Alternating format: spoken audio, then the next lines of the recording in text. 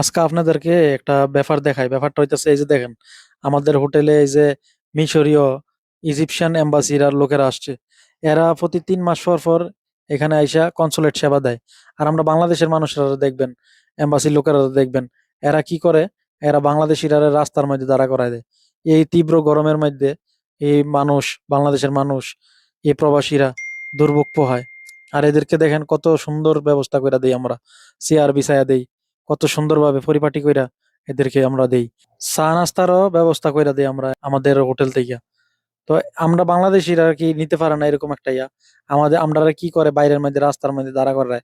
এতে তো আমাদের দেশের সুনামও ক্ষুণ্ণ হয়। আমরা যে বাংলাদেশি, আমরা তো জাতি হিসাবেও আমাদেরকে মনে করেন কোনো চার না পয়সারও দাম দেয় না বিদেশ বাড়ির মধ্যে। কথা বুঝছেননি? তো আশা করি এই ভিডিওটা ঊর্ধ্বতন কর্তৃপক্ষদের নজরে আসবো, এরা প্রয়োজনীয় ব্যবস্থা নিব পরবর্তীতে। এই যে দেখছেন কত বড় বিগ হল, এই যে এরা আইসা আইসা এখানে বসে, বৈশা সুন্দরভাবে এসির নিচে বয়া বয়া এরা সেবা গ্রহণ করে, আর এরা সেবা দেয়।